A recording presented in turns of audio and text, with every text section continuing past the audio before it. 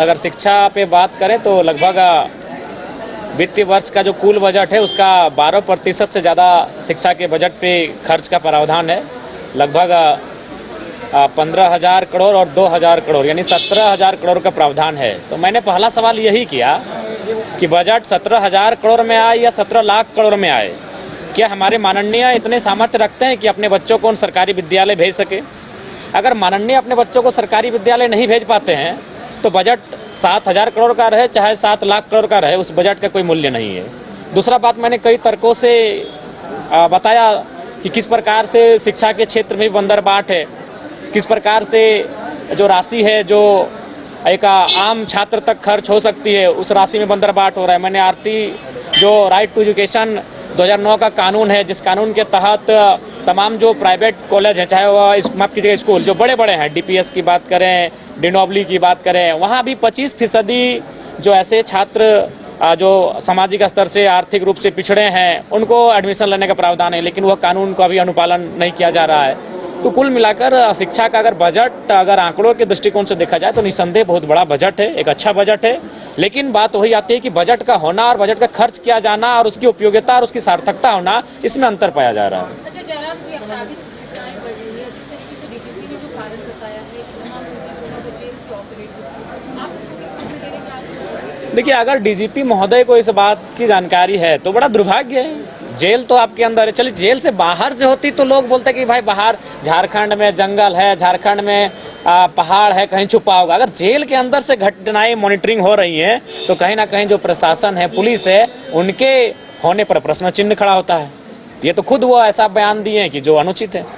जयराम जी, माननीय को जो गिफ्ट मिलता है उसको लेकर देखिए, उसको लेकर हमने सूचना के लिए मैंने हाथ भी खड़ा किया था, तो अध्यक्ष महोदय ने कहा कि जयराम जी ऐसे भी आज समय विलंब हो चुका है, क्योंकि आज एक मैंने कह सकते हैं एक काल चला नहीं, जो प्रश्नोत्तर काल होता है, अल्पसूचित और तारांकित जो प्रश्न होते हैं वह काल चला नहीं आज, चूंकि विपक्ष ने वही बड़का गांव एनटीपीसी की जो मामला है उसको लेकर थोड़ा सा विरोध उत्पन्न किया था, तो एक सत्र चला नहीं, जिस कारण आज सूचना में नहीं दे सके। तो आज सोच रहे हैं कि पत्र के माध्यम से, को सही बात है, आज अगर जैसे ही हम यहाँ से बाहर निकलते हैं तो पुलिसकर्मी मिलते हैं, ट्रैफिक पुलिस मिलते हैं और कुछ सफाई कर्मी भी मिलते हैं। वो कहते हैं कि भैया हम लोग को दिन भर यहाँ ड्यूटी करते हैं सत्र के समय, लेकिन ना हम लोग को पानी के लिए पूछा जाता है, ना खाना के लिए पूछा जाता है।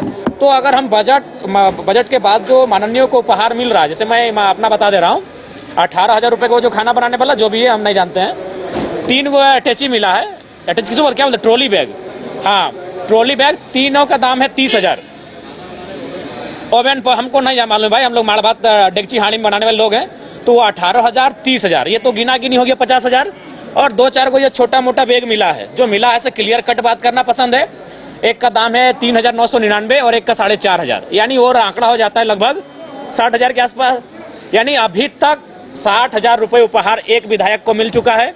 सदन हमें लगता है कि और 7-8 दिन चलेगी, यानी फिर अनुमान लगा लीजिए, यानी 1 लाख तक एक विधायक को गिफ्ट मिलने वाला है, 1 लाख तक। तो मान के चलिए मंत्री लोग तो लेंगे नहीं, अध्यक्ष भी नहीं लेंगे, यानी 13 माइनस करते हैं तो 68, उसको 70 करते हैं, यानी लगभग 70 अगर विधायकों को मानते हैं 1 लाख, तो 70 लाख रुपए खर्च हो रहा है सिर्फ बेकार में। अगर उस पैसे को अगर हमको यूज ही करना है और आपके पास सही में पैसा है, तो हमें लगता है कि 2,000 सुरक्षाकर्मी, ट्रैफिक सब मिला के तैनात हैं विधानसभा में। अगर उनमें अगर 100 रुपये इन्वेस्ट करते हैं एक दिन का, तो 2,000 गुना कितना हो गया, 2,000 गुना 100, यानी लगभग हो गया आपका 2 लाख।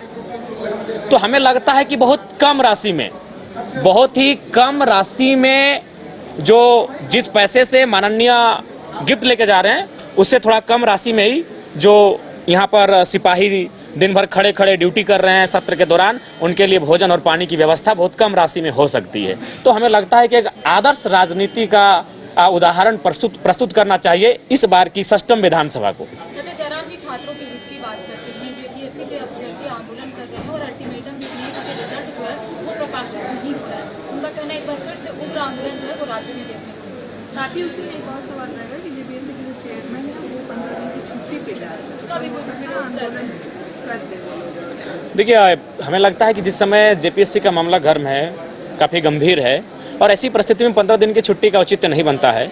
उन्हें कम से कम जो गंभीर विषय हैं उनका समाधान करने के बाद आप छुट्टी पे, लंबी छुट्टी पे चले जाएं। लेकिन जो रिजल्ट प्रकाशन का मामला है कम से कम रिजल्ट प्रकाशन करने के बाद ही वो अपनी छुट्टी के बारे में सोचते हैं तो बेहतर होगा।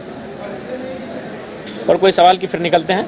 कि शिक्षा पर कल्पना सोरेन ने कहा कि ये जो स्थिति है वो भाजपा की शिक्षा नीति की वजह से है, आप क्या मानते हैं? देखिए, हमें लगता है कि एक दूसरे पे आरोप प्रत्यारोप से बेहतर है कि आप चीज़ों को खंगालें। जैसे मैंने एक उदाहरण प्रस्तुत किया था, ये उदाहरण हमारा ये था कि जेईपीसी जो होती है, जहां लगभग 2500 करोड़ का वित्तीय बजट होता है एक वर्ष का, वहां मात्र 2 पदाधिकारी जेईपीसी को हैंडल कर रहे हैं, बाकी कॉन्ट्रैक्ट पे है। और कॉन्ट्रैक्ट में जो भी है वो झारखंडी 9 के बराबर हैं।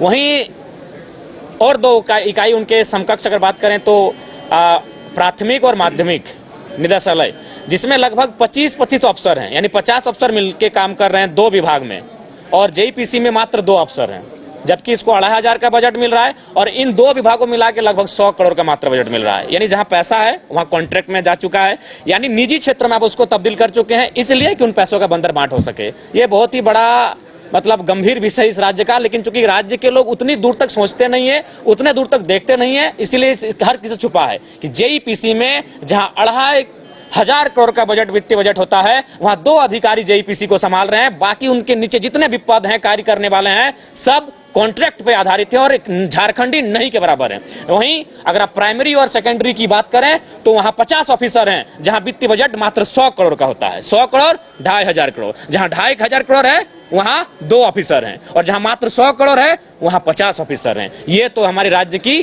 कड़वी सच्चाई है। धन्यवाद। जयराम जी, आपकी विधानसभा डुमरी में जो पारसनाथ की तराई क्षेत्र है, वहाँ कुछ ऐसे गांव है जहाँ लोग पानी गाड़ी से पीते हैं, उस पर आपका क्या स्टैंड है? देखिए, अभी जाहिर सी बात है, जब बजट आएगा तो मान के चलिए हमारे पंचायत में, हमारे विधानसभा में 70 पंचायत है, तो उस पंचायत को देखेंगे। हर पंचायत को 5 करोड़ का एक विधायक का सालाना बजट होता है खर्च करने के लिए, तो उसके अनुरूप उस पंचायत में जो सबसे प्राथमिक हमें दिखेगा, हमने जो अपने पंचायत के प्रतिनिधि हैं उनसे कह दिया है कि भाई पूरे 70 पंचायत में ये जो 5 करोड़ का राशि विधायक मद से खर्च होगा उसे आप डिवाइड कर लेंगे, और जो इंपॉर्टेंट लगे, अगर सड़क इंपॉर्टेंट लगे तो सड़क की अनुशंसा होगी, अगर पानी इंपॉर्टेंट लगे तो पानी के लिए अनुशंसा होगी, अगर बिजली का तार इंपॉर्टेंट लगे तो उसके लिए मैंने उस राशि को आप जहां उदाहरण दे रही है, उस राशि को जहां खर्च कर सकते हैं। देखिए, एक बात आप क्लियर, एक बात सुनिए, अभी हम नए विधायक बने हैं, अगर हम अनुशंसा भी करेंगे तो कल ही कुआं नहीं खोला जाएगा। तो अगर इसके लिए आपको किसी को घेरना है तो जो पहले तो उनको आप उनसे बात कर सकते हैं। हाँ, तो हम अनुशंसा करेंगे। नहीं, बिल्कुल आपको संज्ञान में नहीं, हमारी टीम बहुत एक्टिव है, हम लोग इन मामलों को संज्ञान में ले रहे हैं, लेकिन सवाल यह है कि हम अनुशंसा आज करेंगे तो कम से कम उसकी एक प्रक्रिया है, कम से कम तो 45 दिन लगेगा कार्य स्टार्ट होने में। अगर आप देश के किसी भी कोने में रहते हैं, अगर आप पटना आना चाहते हैं और घर जैसे रहने और खाने का आनंद लेना चाहते हैं तो एक बार जरूर आए होटल डायमंटन। संपर्क करें 9572759746, 9031859981, 0612400158 एड्रेस अपोजिट विद्या संस्कार स्कूल, रंजन पथ, गोला रोड, बेली रोड, पटना 801503।